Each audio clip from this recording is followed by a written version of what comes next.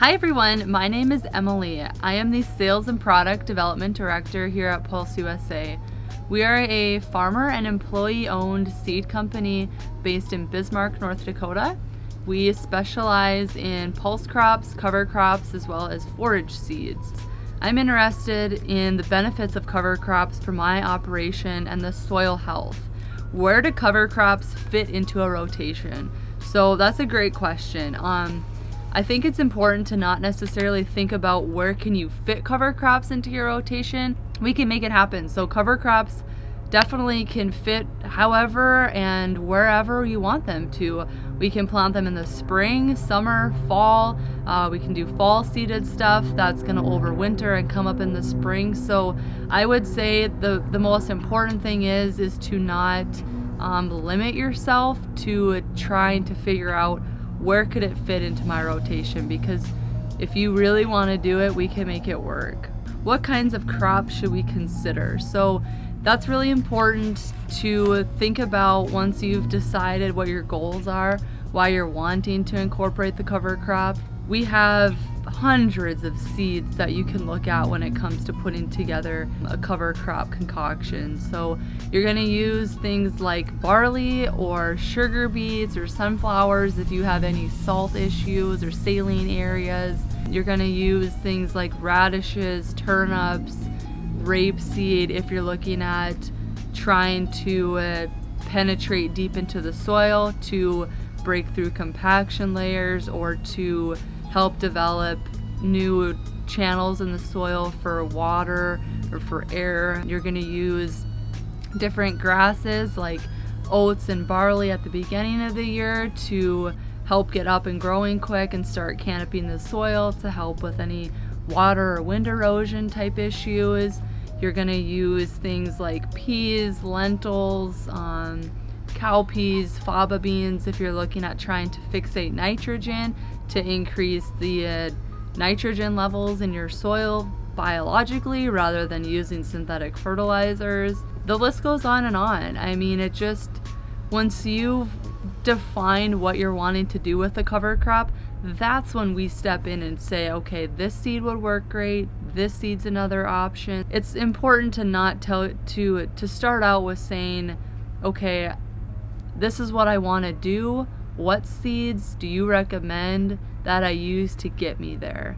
Don't do it backwards. Don't say I want to use this seeds. What's that going to do for me, right? So determine what your goal is and the reason that you're wanting to use the cover crops.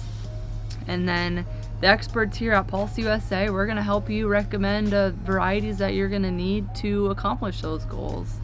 What are the goals of each of those crops? So you're going to have, the goals are going to depend on the seeds, right? So you're going to use legumes when it comes to increasing nitrogen levels in your soils. You're going to use deep taprooting brassicas if you're trying to break up soil compaction, or if you're trying to use up excessive moisture. It's just, every seed is so much different in what they're going to help you accomplish that you can accomplish just about anything. It's important to not just include seeds in a mix just to kind of be a filler. You know, once you have your goal in place of what you want to do, stick to that and make sure that you use the species in there that makes sense for accomplishing those goals. I mean, when you're thinking about concocting a mix, when you're sitting at home scratching your head doing research and trying to figure out what you should be using, just think about what you want to do. What do you want to accomplish? So what about mixtures of cover crops?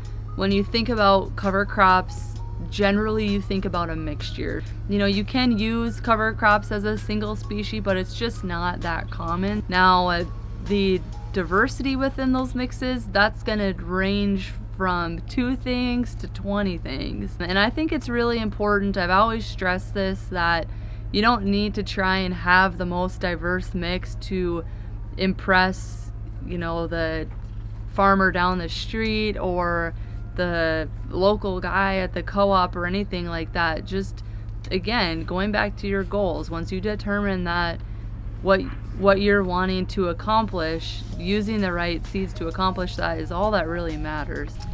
How to manage cover crops, date of planting, then what? There's all sorts of different options when it comes to the application side of cover crops. So we can, put together mixes that can be utilized in the spring, in the summer, in the fall. It really just depends on that side of things when you're able to get out there. So if it's something that you're able to go plant right away in the spring, well, then you're gonna do that when it's conducive to whatever seeds that you're using.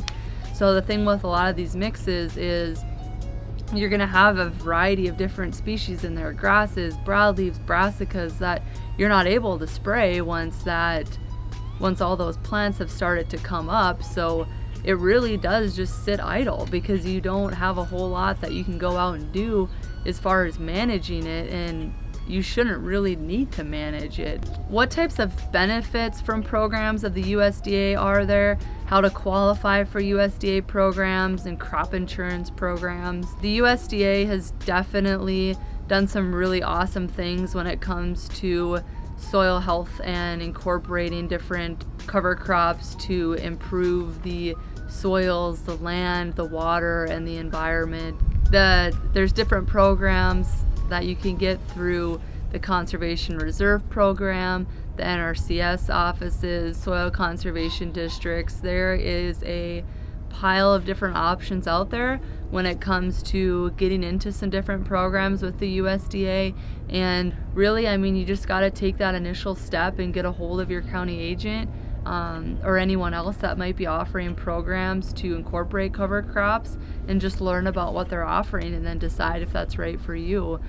Cost per acre versus benefits per acre. A lot of times farmers are looking for the most economical cover crop mix per acre while still trying to accomplish the goals that they've decided that they have for themselves and for their operation, and that can be done. If you're wanting to use a cover crop for grazing purposes and you want to keep it pretty simple, then you can get mixes that are relatively inexpensive per acre. Look at the benefits per acre. There isn't a direct correlation to if I spend X amount of dollars per acre, I'm going to get X amount of benefits per acre. The benefits aren't going to increase based on you spending more per acre or vice versa. I just think that whatever you're doing to help improve your soils and the environment and the water, it doesn't get any more beneficial than that.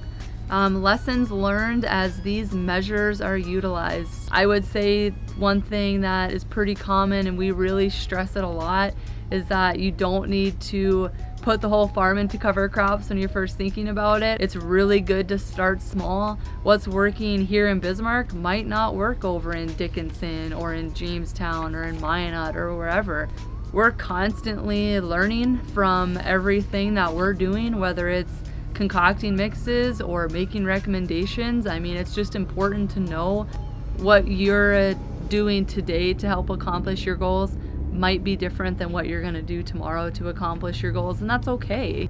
At the end of the day, we're still trying to accomplish the same thing and improving the land and the soils for future generations. So just accepting the fact that you're going to try different things and some things are going to work better than others, and just to know that's okay. I guess I would just kind of close in saying that there are so many different things that you can do with cover crop mixes. If you ever have questions or are doubting something that you've been researching or thinking about doing, it's not a massive industry by any means, but the people that are involved with it, whether it's an expert here at Pulse or a different company or whatever, we're pretty well versed in what we're doing, and we're devoted to putting together different options to help you in your operation and your soils. Check out our website. It's just www.pulseusa.com.